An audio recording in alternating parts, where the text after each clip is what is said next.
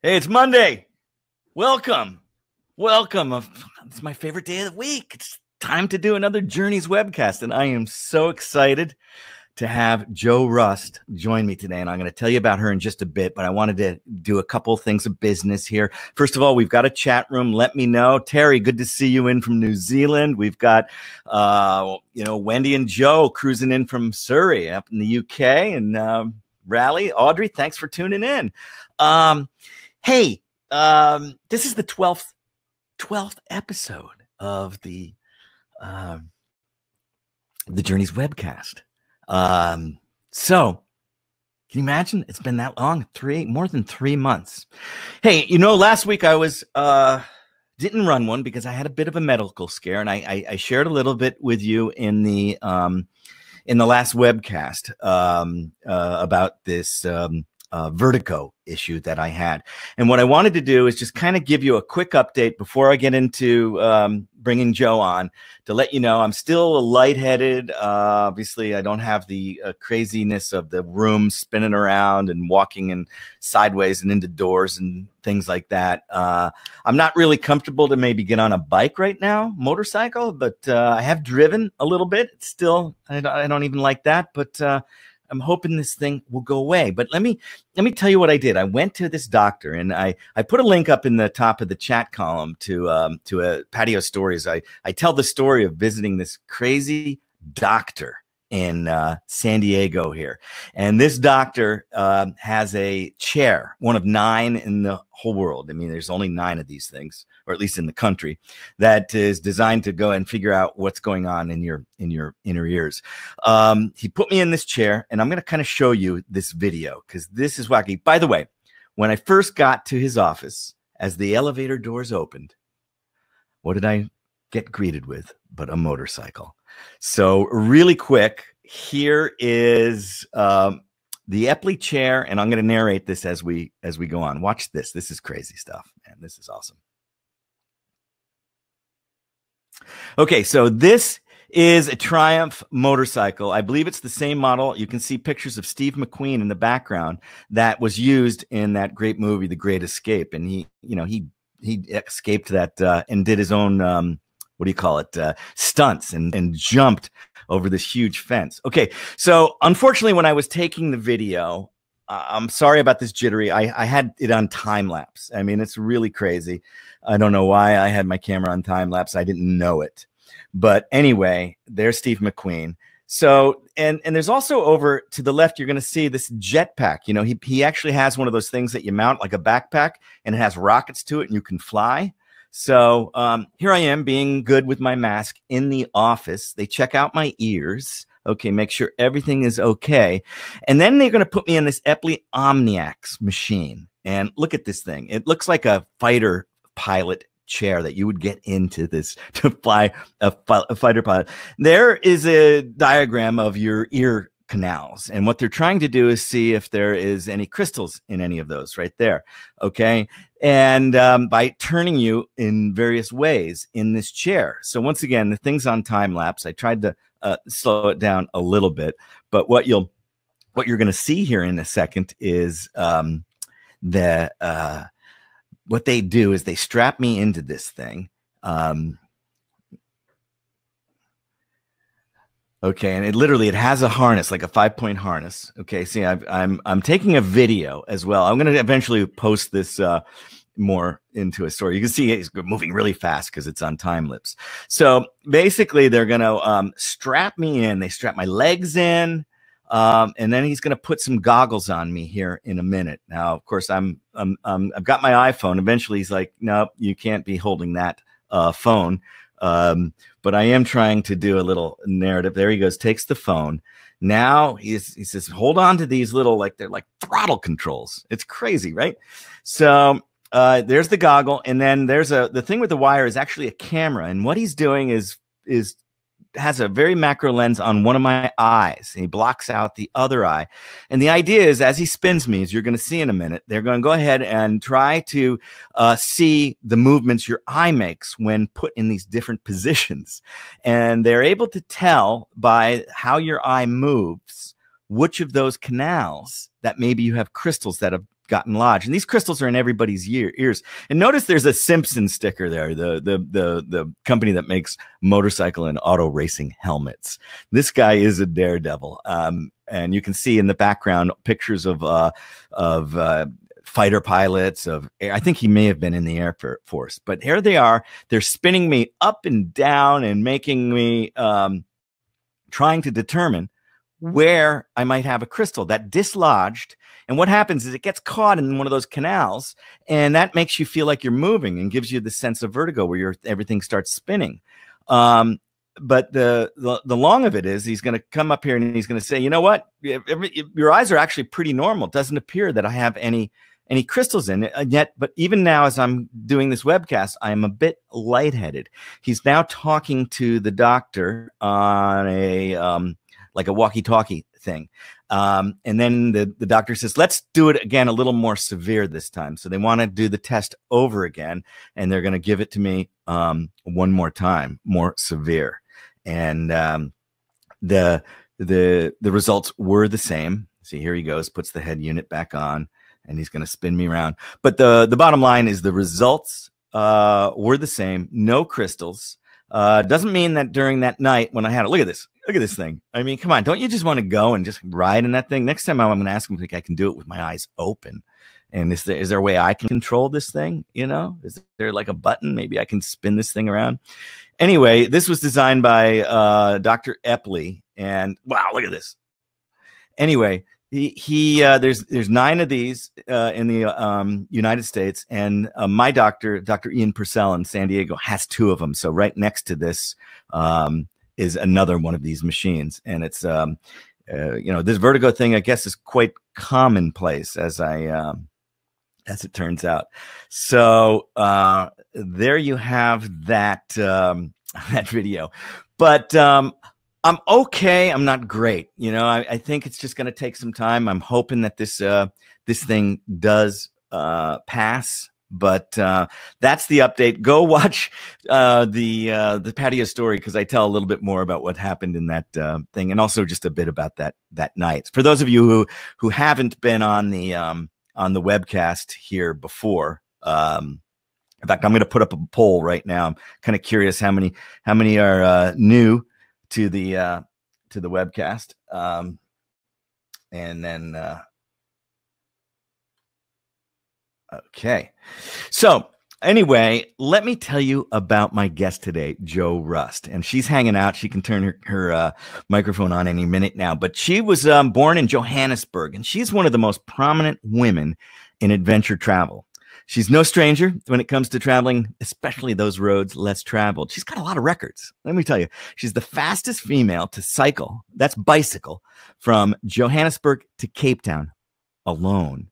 She was also the first person to cycle around South Africa alone. We're going to talk about that experience too. And get this, she was the first person in history to travel throughout Africa alone by motorcycle. That journey lasted more than a year, and she logged more than 45,000 kilometers through 28 countries, including some of the toughest on the African continent. Jo is an avid adventurer, motivational speaker, author, web developer, tour guide, and a professional off-road motorcycle instructor. So if you want to get some good lessons, she's the gal to teach you. She inspires others to live their dreams by sharing her life story, which is incredible. She actually was the first person to become a brand ambassador, female brand ambassador for BMW Motorrad in South Africa. She qualified as the 4th accredited female off-road instructor in the world for BMW. Can you believe this? This feat has earned her an impressive amount of respect in a, you know, let's face it, motorcycling is probably a male-dominated profession. And today, she's actually kind of crossed over the line over to BMW's rival, and she is now a brand ambassador for KTM in South Africa. She's got a passion for adventure and exploration and exercising power over her mind, and going where others perhaps dare not. She pushes the envelope to overcome the impossible. Today, Jo is an owner and operator of Jo Rust and Adventures. It's a South Africa-based firm offering motorcycle training and adventure tours, not only in Africa, but all over around the world. She's also a sought-after motivational and inspirational speaker who shares lessons learned through the experience of overcoming chronic anxiety, depression, and pursuing Yeah, your wildest dreams. Lessons that she dresses conclude fear, seeing possibilities, and inspiring people to reach their full potentials. She's taught to schools, corporate teams, international associations, and conventions. And as Jo says, get out of the pool of fear and take a swim in the ocean of possibilities. Hey, Jo, can you hear me? Can you turn on your camera? Hey, yeah, I can hear you. All right. This is exactly what I wanted to see. Don't stop looking at me. Let's look at Jo Rust. Welcome to the webcast. Woohoo! Good to see you. You're in Johannesburg, which is for all practical purposes Pretoria. It's the capital of South Africa. How are things there? What time is it? Well, what's the time now? It's 9:15. Okay. PM, yeah. It's so I think you guys are 9 hours behind us. Okay, here in California. Yeah, it's exactly 12:14. So what do you think of that crazy chair? You know what? When the picture came up, my first thought was it looks like a fighter pilot seat. Yeah, it looks like a cockpit. I was like, oh, that looks so cool. It's pretty cool. I didn't really, it was a good ride, but it didn't necessarily help me at this point. But hey, so this is great. So 3/4 of the people tuned in today, Jo, or it's their first time. So they want to hear you for sure. And 25% are some recurring people. So thanks. So I want to go back, in time. First of all, when people think of motorcycling, as I was reading your bio, you're right. It's a male dominated profession. People don't, normally think, the interesting thing about a motorcycle is when you're all suited up, and as we adventurers have these suits and the helmets, you really can't tell whether or not that's a man or a woman on a motorcycle. No, exactly. No, so you can't.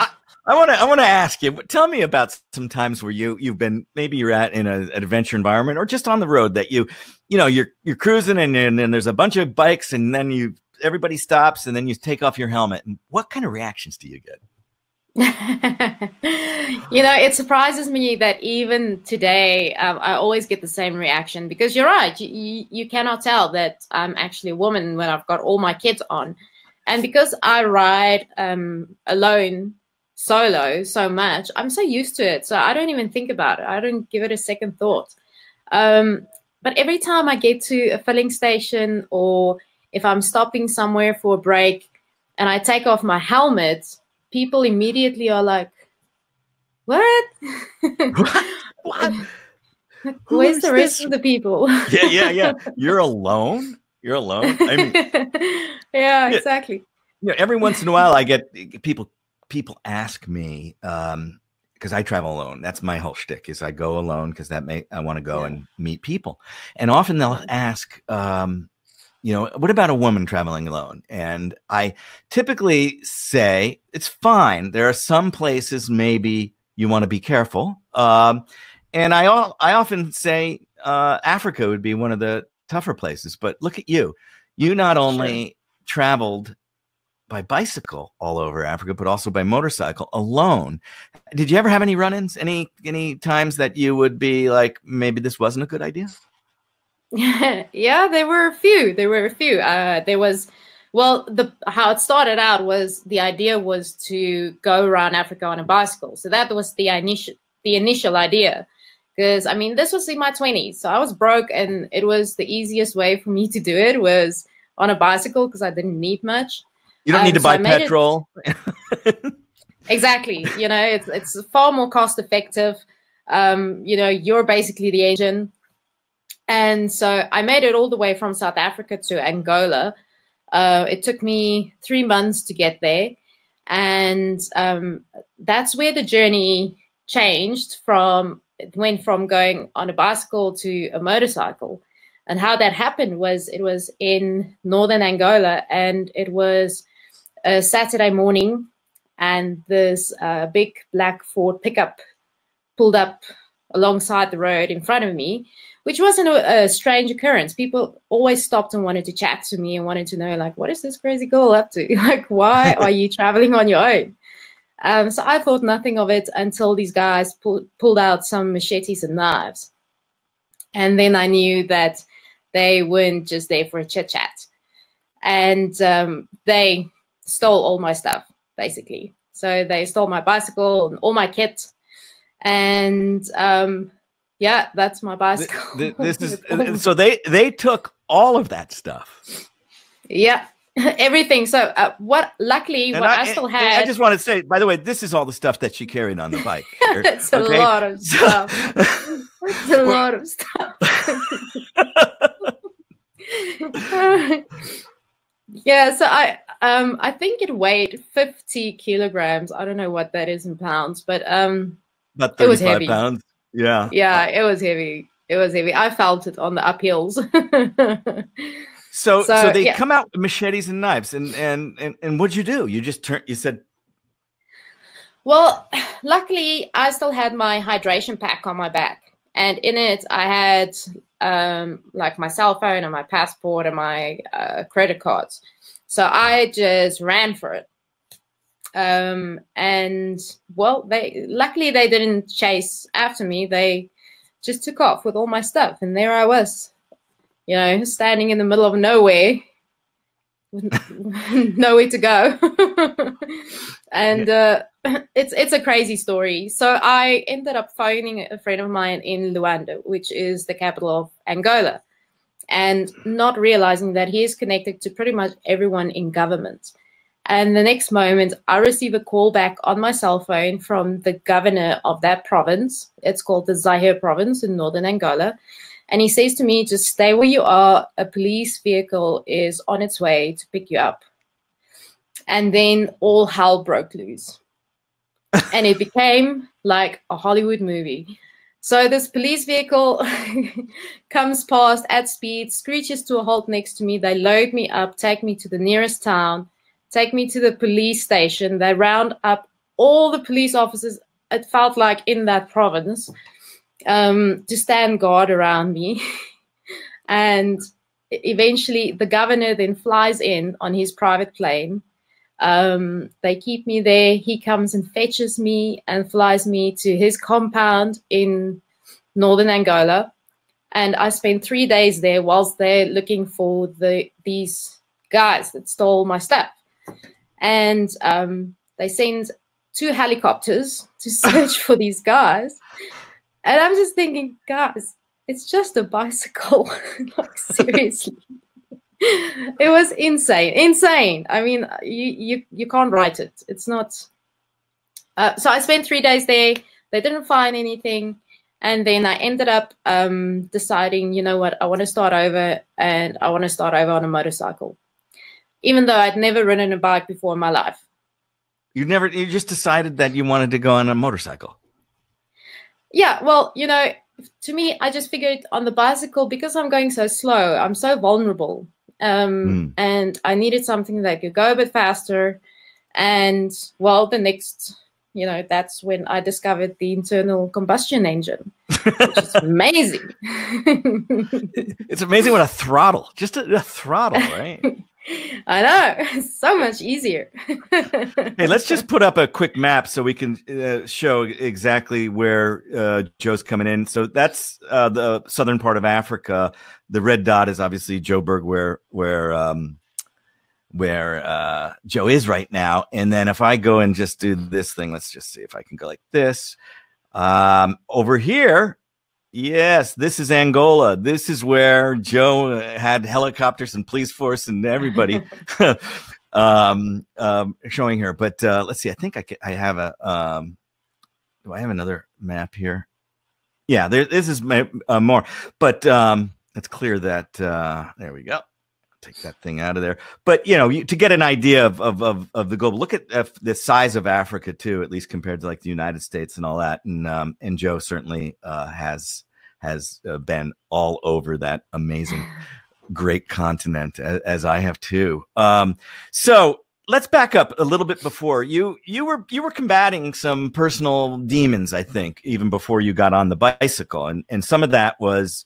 Some of those demons led you to the bicycle, which then led you to the motorcycle. Am I getting that right, or yeah, help me Tell us about that.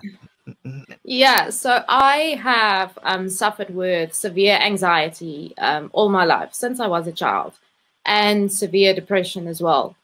So it got to a point in my life. So when I decided to do this, this was 2008. So I was, what, 24 at the time. And it just got to a point where so many things had gone wrong in my life, and I was struggling with so many things. And I was struggling with what they call, I think they call it chronic suicidality.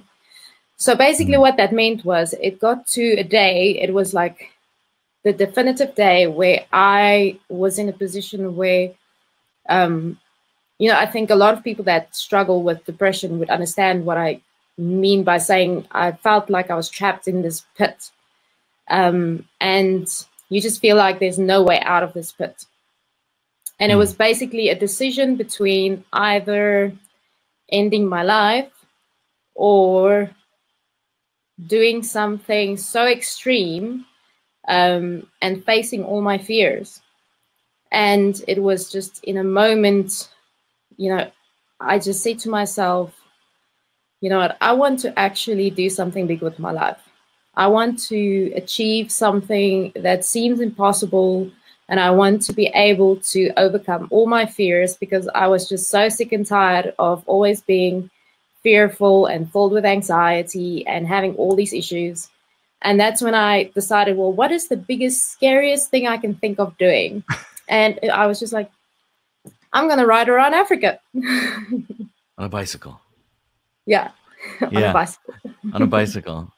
And having this bout with anxiety and depression and suicidal thoughts, and then to get ripped off by guys with, you know, machetes and knives. It's almost like that almost would like play to your fears and to your anxiety, right? I know. I think the universe was really set out to test me, like over and over and over again, because, you know, once that happened, I came back home, decided I wanted to start over on a motorcycle. So I came back home, had no money. Well, no, I lied, because the governor that had flown in and fetched me, made sure I was safe, said to me, you know, well, give me a value, tell me what all that was stolen, what was it worth? And he ended up giving me, at the time, he gave me $20,000 in cash. Holy. And he just, he handed me an envelope with $20,000 in cash. In cash? In cash. It's like a drug deal on this. And I felt, you know, in that moment, I felt like I need to go find these guys who stole my bicycle and thank them. And so I returned back home and decided, okay, I want to go around Africa. I want to start over. I want to start over on a motorcycle.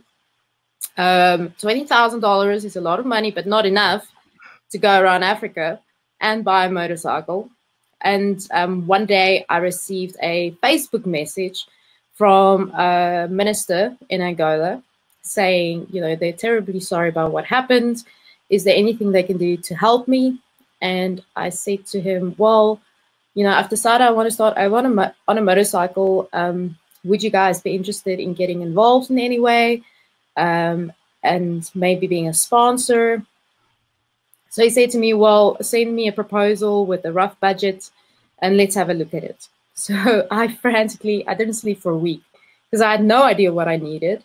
I'd never ridden a motorcycle. So I just got onto the internet and I read every forum I could about overlanding to try and figure out what bike I would need or use, what gear I needed, you know, the costs, the visas, running costs for the bike, and came up with a figure and sent them a proposal with a budget. And 2 days later, I got a reply.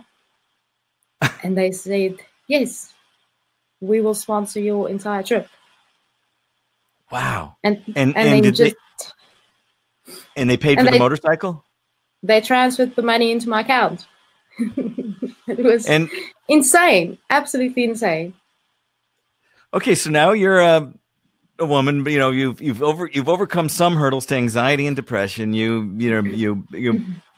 decide you want to explore Africa on two wheels. The bicycle is not a good idea. You're a little bit more vulnerable, and you figure, well, a motorcycle would be pretty cool.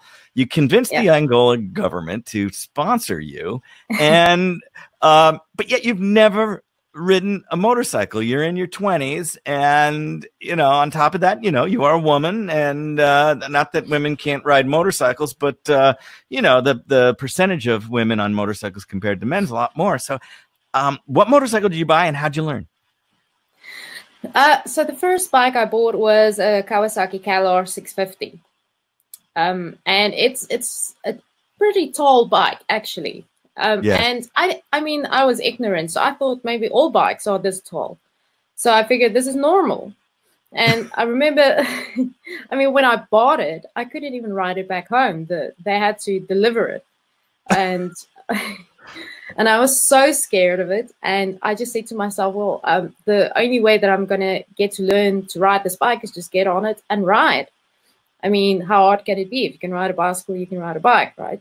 Yes. Yeah. And I got on it, nearly fell over. And I rode to a friend's place to go and have coffee. Got there, shaking like a leaf, but I did it. And I was like, okay, that was step one. And then I took a longer trip and a longer trip and a longer trip, and I started practicing and got a bit better at it.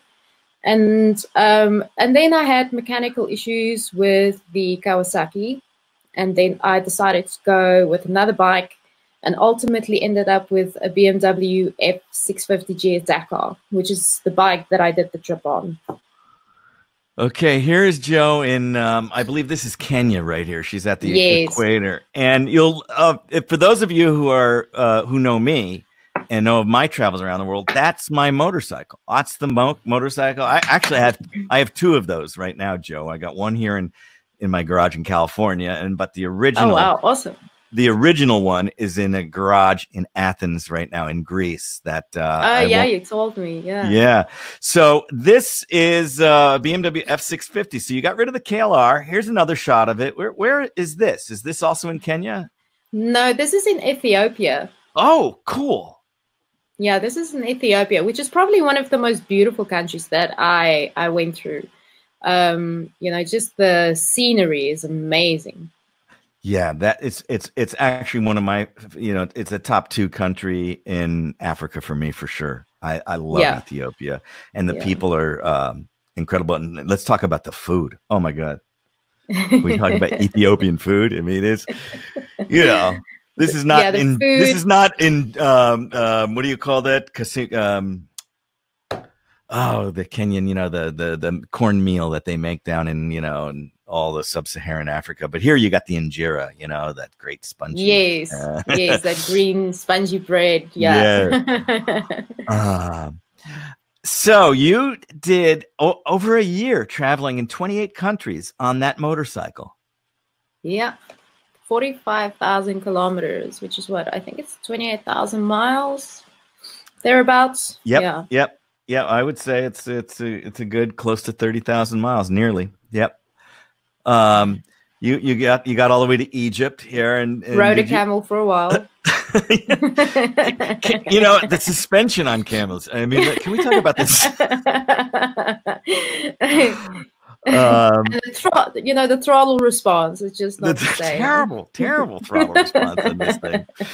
But and now I want to come back, because you obviously got really good at riding a motorcycle. How did you translate from being this adventurous woman riding alone in Africa to becoming now a BMW ambassador? And maybe explain what does a BMW ambassador do, and how did you get so good and qualified? Well, the funny thing is, so I never really went for training before I started. So I just got on the bike and I started riding. I did a few rides with friends, just to get used to the bike. And I really threw myself into the deep end. So after I finished this entire trip of a year and 45,000 kilometers, I came back and then I decided, hey, maybe I should go for some training. Then I signed up for my first training course. After you've ridden 30,000 miles in 28 countries. Oh, it's good time to do some training. Exactly.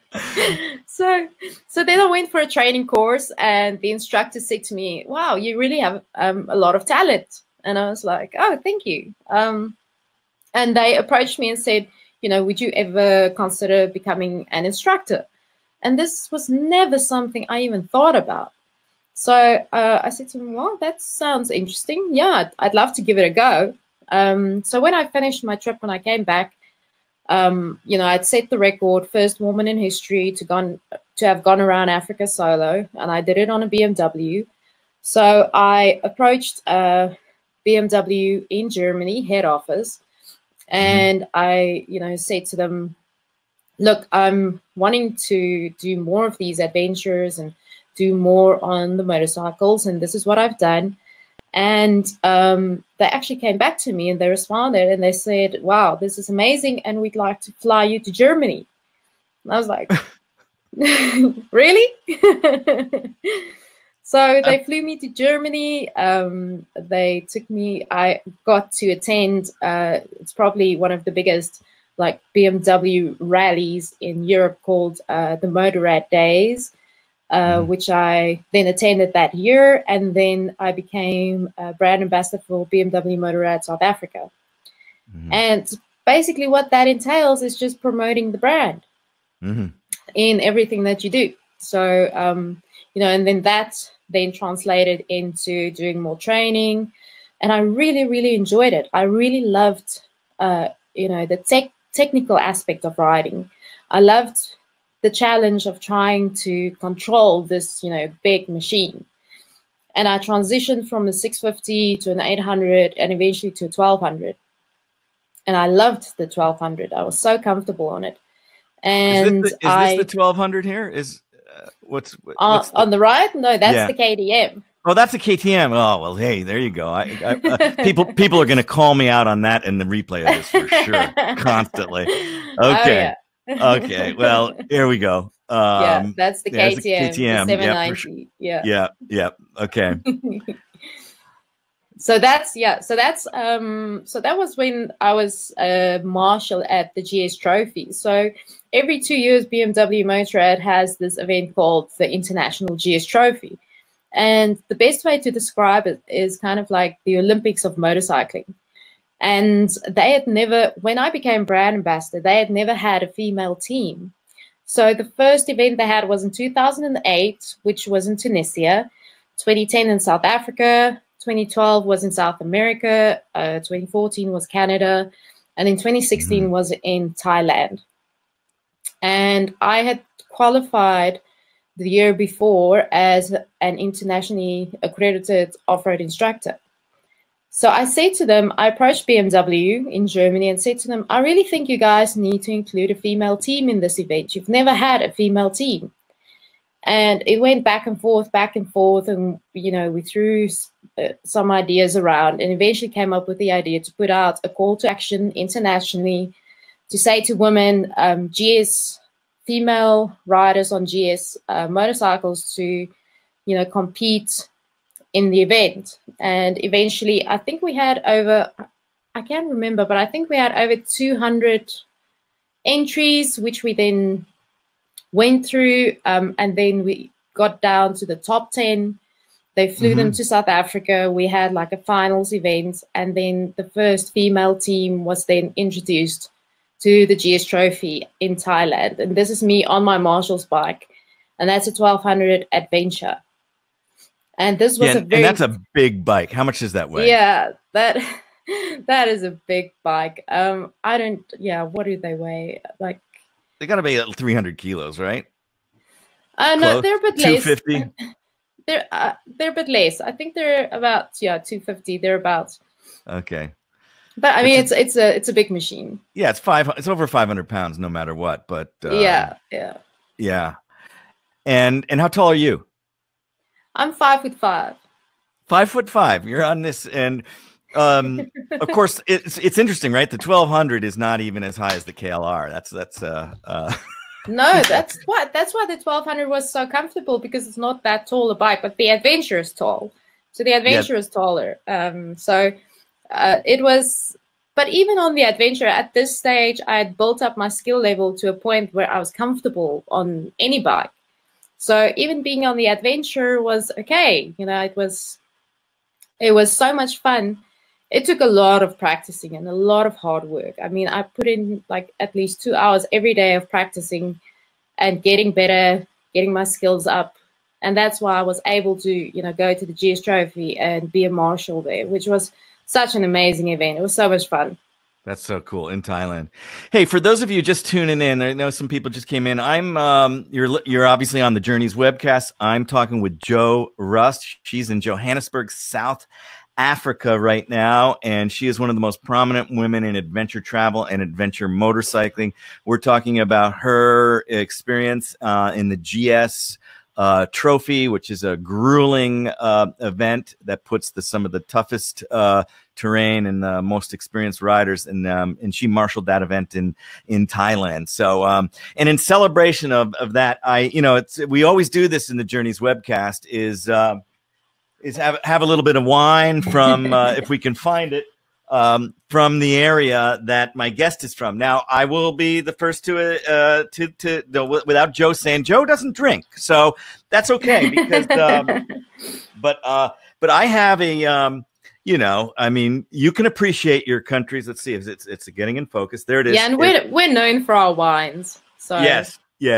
So there's the Iona. And it is a Syrah and a Grenache blend from the western part of South Africa. But let's get Jo, while I open this up, and we're going to toast to you and to South Africa. The other I always like to do this because it's so cool to have guests from all over the world. And I'm scrolling through and looking for my iconic. Well, for a couple things. You know, everybody knows how much I love cats.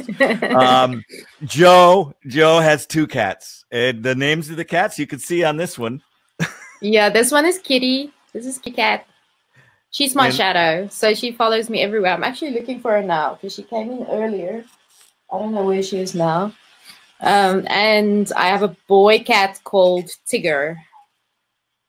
Tigger and Kitty, and Kitty looks a little bit like my cat Dar, who, and I can't believe I just broke the cork. Huh. So, and the other thing, of course, is I wanted to give, while I'm opening up a South African wine, so everybody knows the iconic flag of South Africa. Very colorful. Yeah. So here's just a this is not a trick question, but it's a question. We talked about food and Ethiopian food, but so you travel. You're on a motorcycle. Oh, there. Okay, hold on. We got this. Okay, look at this now. There's Kitty. Kitty. Oh. Hi, Kitty. Oh, hey, everyone. She's so mellow. Oh, yeah, love she's my it. little shadow. I think I'm sitting next to Mama. So, quintessential South African dish, more like a outdoor where everybody gets together and they cook. What this is, I just want to see if you think what I think it is. So what would that be? Again, this is like maybe you're out in the bush, or maybe you're just having a get together at home. Now, what's the quintessential, unique to South Africa dish? We call it a braai. So okay. It's a barbecue.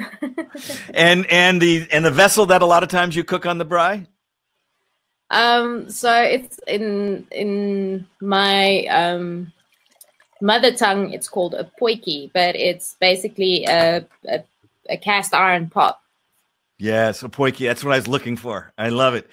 So you know that I my book Forks. In fact, here we'll just have to do this. Hold on.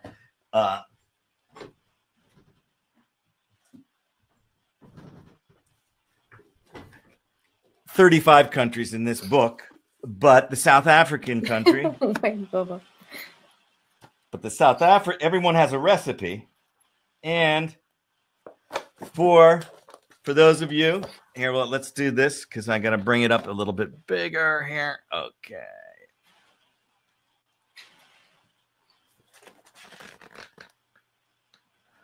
Yeah, there it is.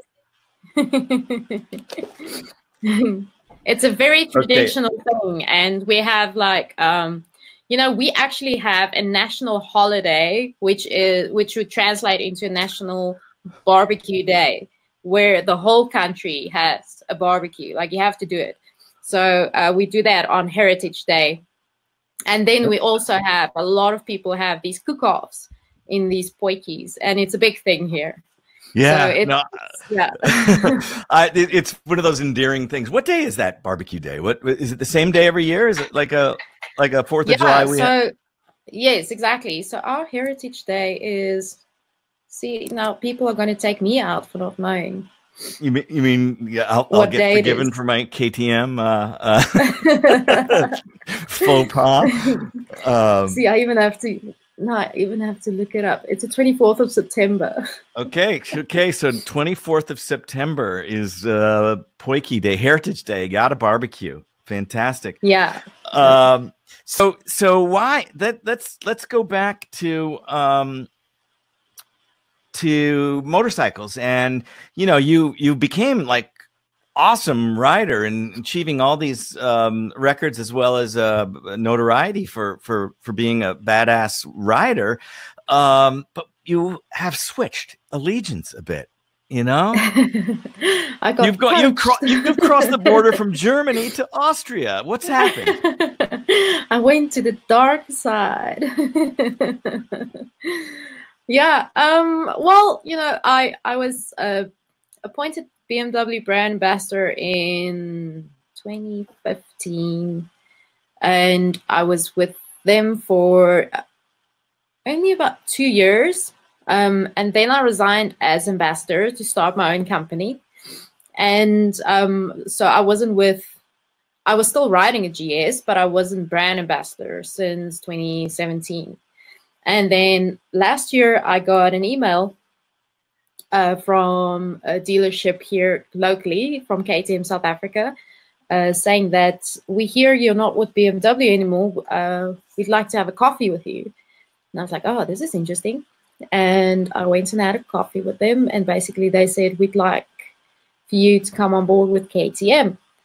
And I said to them, and they wanted me to be on the new KTM 790 Adventure. So I said to them, well, give me the bike for a weekend. Let me, you know, get to play on it. Yeah, I want to test it. I want to test the goods first. So before I commit. And I had it for a weekend and put it through its paces.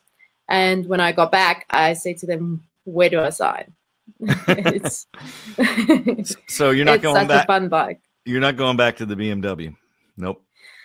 No, I don't think so. I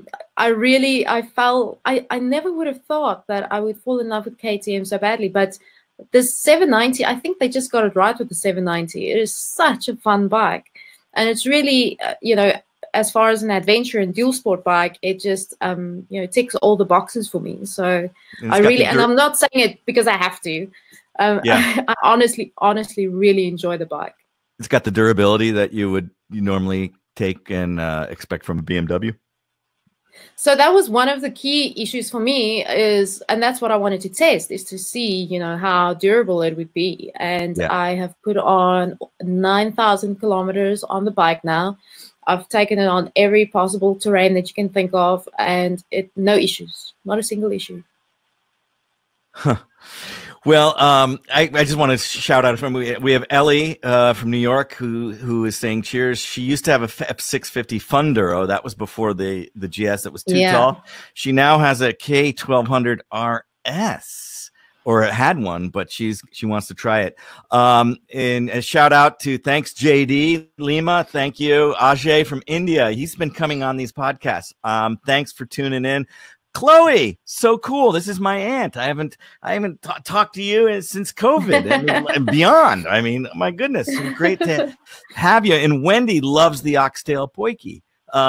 So we've got some kind of fun stuff. Hey, if you have any questions for Jo at all, please go ahead and use this chat. But I want to show a short video really quick here of Jo's her adventures, some of the motorcycle, as well as her business. So let's take a moment, Jo, and let's look at this. And I'm going to mute my mic so I don't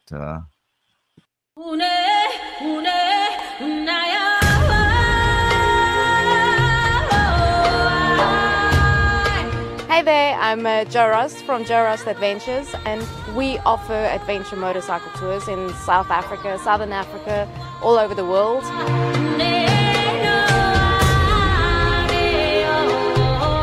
These tours that we offer are really suited to everyone, every rider from different backgrounds, different skill levels. Some of them step up a bit like Sahni Pass. It's a bit more challenging, but still doable. 2,000, how many? 874 meters. And 6 kilometers of gravel, rock, river crossings, elevations, switchbacks, and a border crossing. We're in a different country. It's the worst type of road that I've ever ridden at all. And to get as far as I did, I was so happy last night. This is what I came 16,000 kilometers for. Sahni Pass. So the trip really is all-inclusive, and it's hard riding during the day. We're all dusty, sweaty, tired at the end of the day, and then we arrive at our hotel or lodge. Anything from 3 to 5 star. It's about not just going to the touristy spots. It's about finding the story behind the places. It's about offering something that is out of extraordinary. Welcome to Lost in Time, Riebeek East, one of the oldest towns from the 1800s in South Africa. This is our house, which is 200 years old. And the church opposite us is 189 years old, which was also built for the Afrikaans community that developed the town of Riebeek East. So this is what's so amazing about these kinds of trips, is you never know what's going to happen, and we weren't planning on stopping here. I think these are the kinds of stops that are the best, the unplanned stops.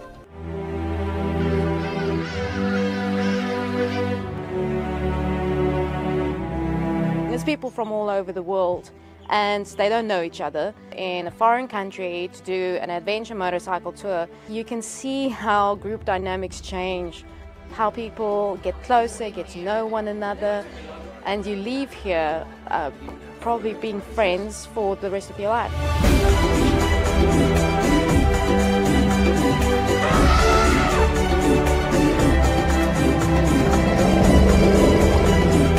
A very important person in the Jo Rust Adventures team is our Louis.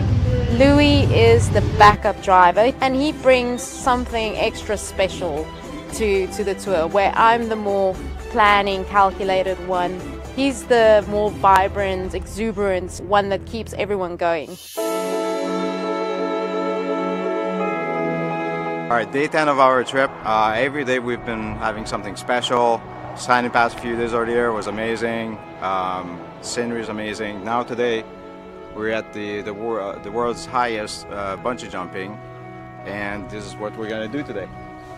Look at that. What do you think? Not happening. No, You're not doing it? I won't be able to ride for days. Safety first, right? We are getting afraid because we are not the same like him.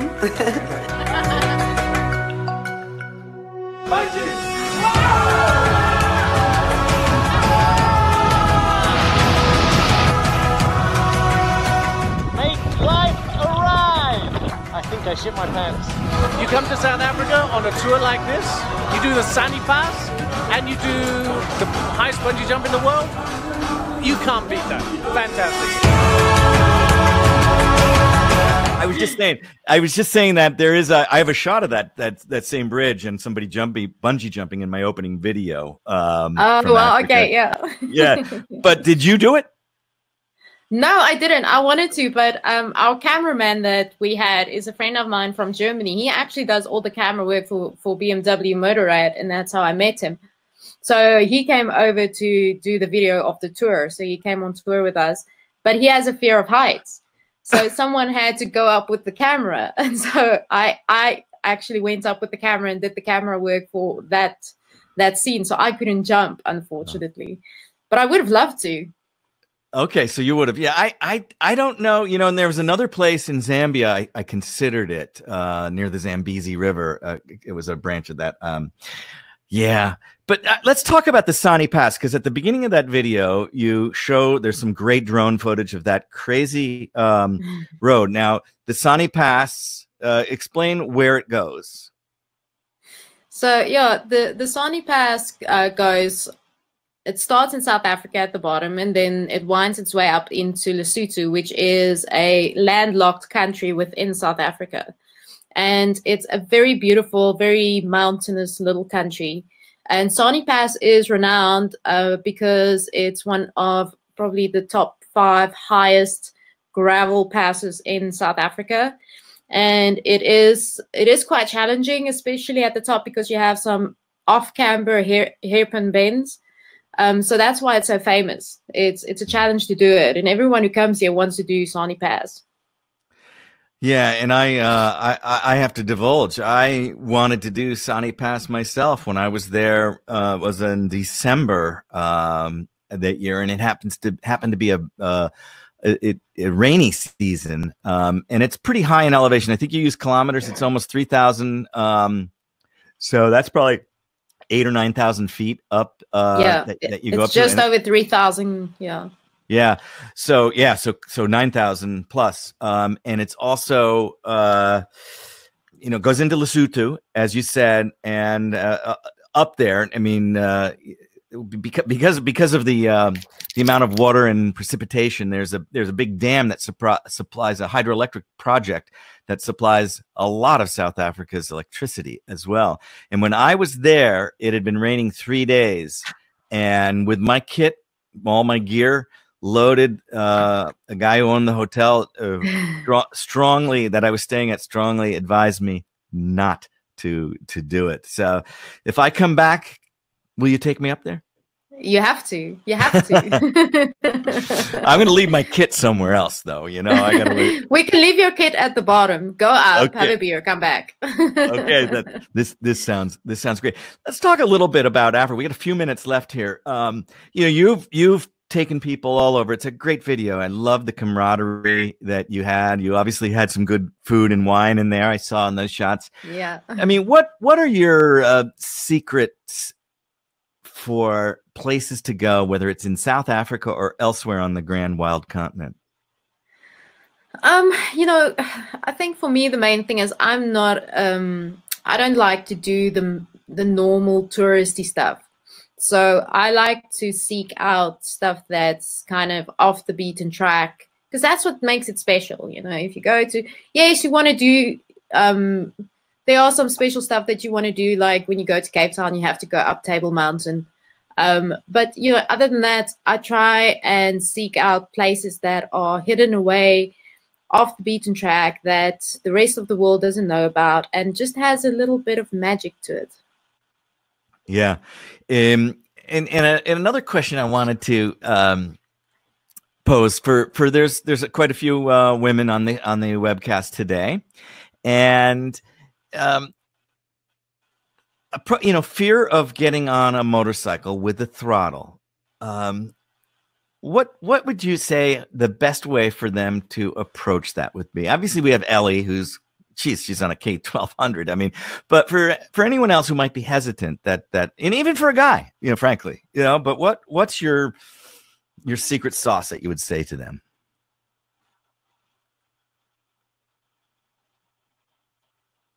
Did you hear that?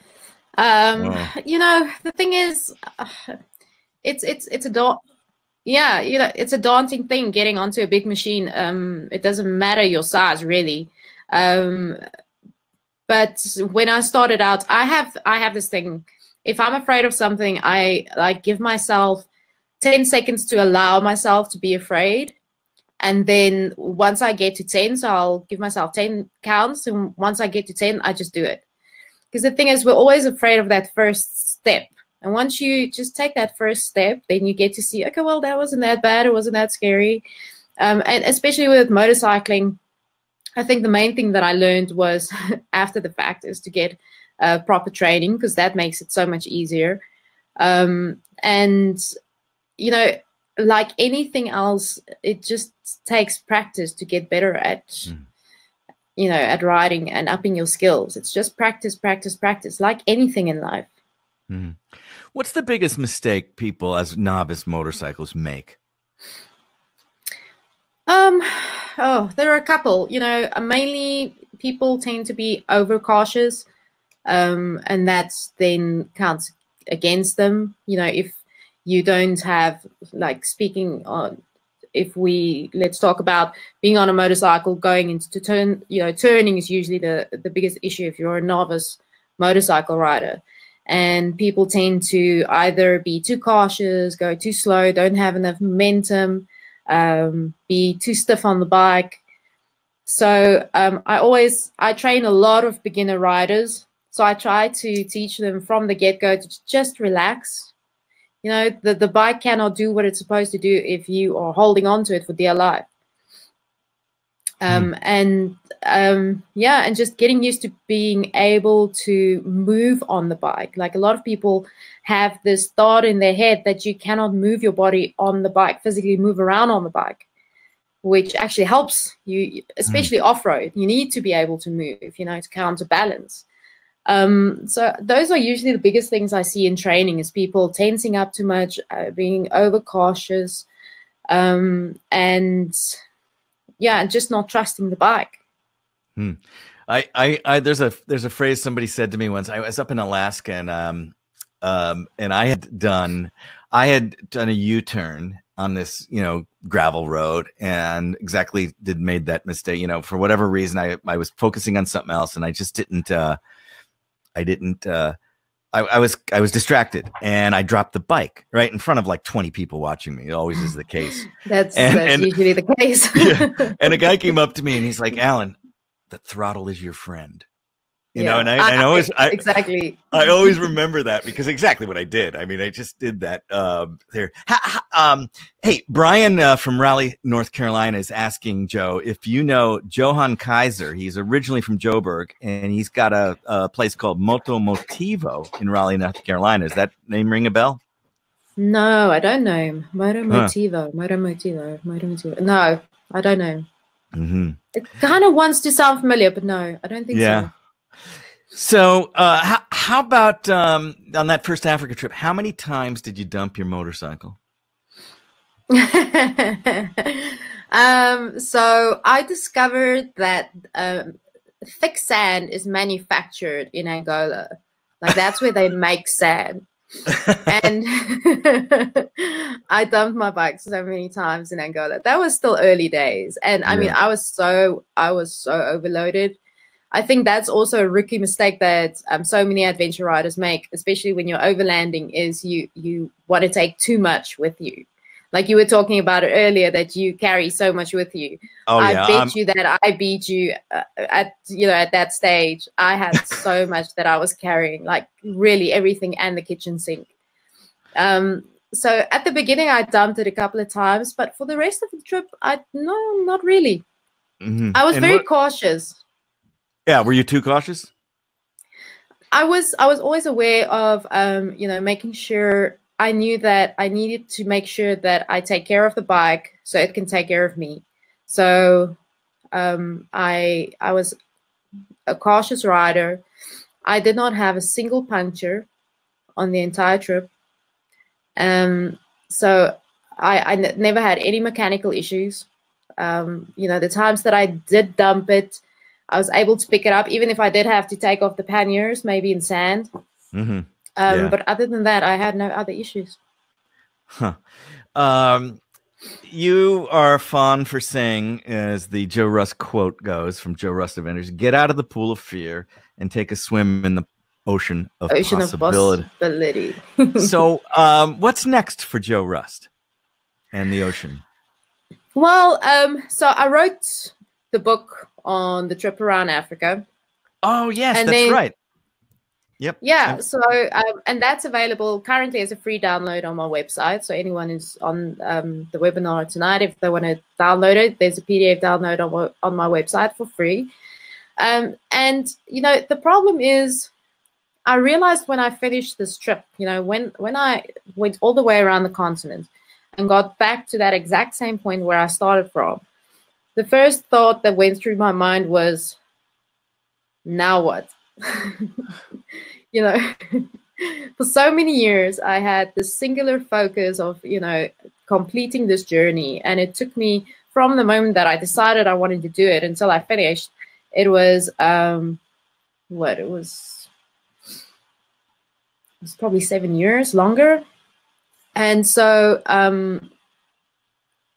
it took me a long while to figure out what I wanted to do. And then I got busy with, you know, training and touring and all of that. But now I've actually decided that I want to carry on with riding around the world. So my partner and I actually want to, in 2 years' time, pack up everything, and we're going to fly our bikes out to South America and start in the south. We'll work our way up slowly. I'll be doing like weekly shows about it. And the idea is to just go for as long as we can and see the rest of the world. Amen to that. I agree. And right now, I know as an American, not much places we can go right now. Has South Africa opened up in terms of this Corona mess? What's happening there? No. So we are. Today is day number 102 of lockdown for us. It has opened up a bit, so we're still not allowed to cross provincial borders. Oh, even provincial borders, huh? Wow. Okay. Yeah. Except for work, like if you have a permit. But they have eased that a bit. Restaurants are still closed. Yeah, so I wasn't able to do any training or tours for 3 months because we were on hard lockdown. And then in May, they started opening that up. So I was able to start doing training again. So now I'm so busy with training because everyone's been locked up for 3 months and now everyone wants to ride. So it's amazing that we are able to do that. But yeah, we still have strict measures in place. But our figures have actually started climbing because it's winter season over here right now. So they are discussing maybe going back to, so we have a 5-level lockdown system in place. So we started at level 5, which was the most strict, then went to level 4, level 3. We're now at level 3. And now they're discussing going back to level 5, which is a bit scary. Yeah. Well, seeing the world, and I guess you're being realistic and looking at a 2-year window to start that journey, because probably 2-3 years. Yeah, because I was on so Ryan Pyle, I was on his COVID calls. He's another adventurer. Joe knows Ryan. Ryan's been a guest here on the JOURNEYS Webcast. I was on his little call, and he's in Istanbul. He's been there, I think, 101 days. He told me. Was it 101 days? Anyway, long time. And he is finally leaving. He's going to go to Switzerland, but he is going to be forced to do a 14-day quarantine. Yeah, so. Yeah, once he gets there. So for us, we can't.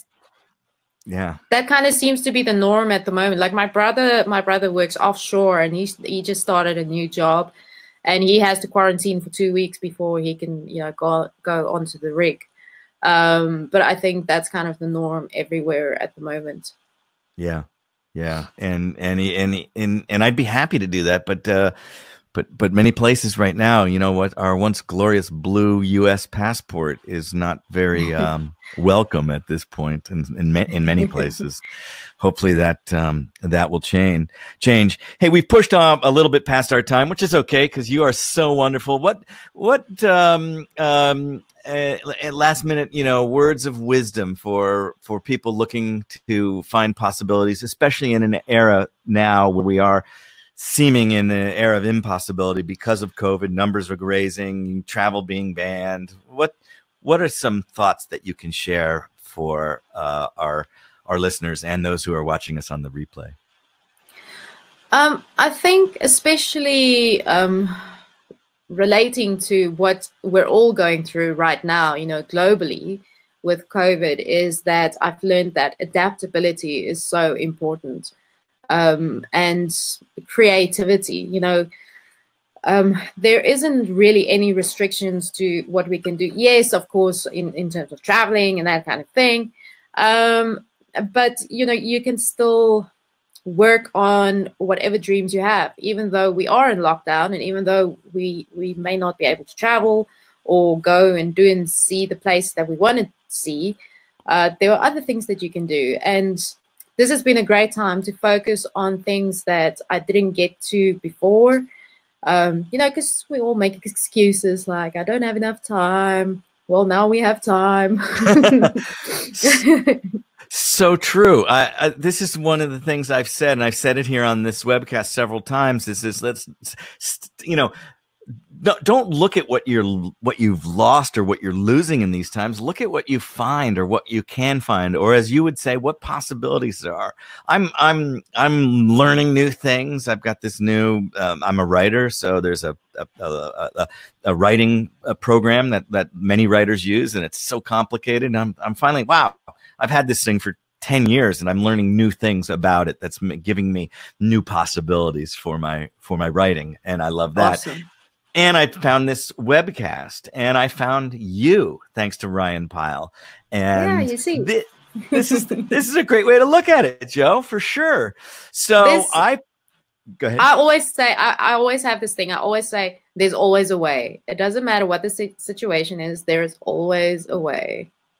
There is always a way. So don't be your own blocker. Open yourself up. I'm just looking. I put up a poll. I meant to put this earlier, but 66% of the people on the call today ride motorcycles. 16 don't, and 16 say they'll never. There's always those people. They'll never ride a motorcycle. Yeah, that's okay. That's okay. It's okay because there are other things you can overland. You can travel. You don't. You know, there's so much you can do. Yeah, as I say to people, you know, it's not really about the motorcycle itself, but it's just about what the motorcycle represents. It's about being open, about being exposed, and about being the freedom. Out. Yeah. Well, thank you for tuning in on the Journeys webcast. This has been so much fun. You know, it's a little early for me, but I'm happy to celebrate South Africa. You know, I love South Africa. I love, and you know, as you know, Ronnie was my first guest on Journeys, who's another South African. So I do want to thank you, and I put up a link. It's JoeRustAdventures.com. If you guys go there, JoeRustAdventures.com. It's in the chat. Click that. Go there. Download her book. Awesome. And also go to Jo Rust, search for it on YouTube. She's got great videos. She's got these videos where she's doing moves on a motorcycle, on a big bike that you'd be amazed at what she can do. And there's still a few, and if you want to see that great video that I played here, I believe that's also on YouTube as well. And you can start dreaming, as we like to say, of the Sahni Pass, because that is an adventure rider's dream road for sure. Absolutely. Well, thanks for having me. This was so much fun. Yeah, no, thank you. And I know it's late for you. I know Kitty and Tigger are dying to cuddle up with you. And yeah, she has this thing. She comes and sits next to me, and then she starts moaning. That's like, Mom, it's bedtime. Well, thanks for staying up with us, and no problem. We'll be sure to check in with you soon, and hopefully one day our paths will cross. Either when you're making your way north from South America, you might come up here to Alaska. You'll pass right through my hometown. And if I'm here, absolutely, you know I'll make a point of it. Yes, there's a place to park the bikes, a place to sleep for you and your partner, and some great surf here as well. Awesome. You know, if you're into that, it's on the list. Okay, I love it. Fantastic. Hey, my guest has been Jo Rust, Jo Rust Adventures. She's from South Africa, JoRustAdventures.com. Get over there, get her book. And next week, tune in again Monday. I'll be telling you about my new guests in an email in the next couple days. And thanks again. It's been real great. And remember, as Jo says, and I say, find possibilities, not problems. And stop complaining. It's draining. And be open. Absolutely. Hey, amen to that. I love that. All right, Jo, be good. We'll be in touch. Thank you for everybody who tuned in. Okay. Thank you for tuning in to the Journeys Webcast. I'm Allan Karl, your host. Be sure to tune us in every Monday. The time changes depending on where we are in the world. This is Allan Karl, and where will your next journey take you? Thank you. I love you, Jo. That was awesome. Thanks so much. Bye.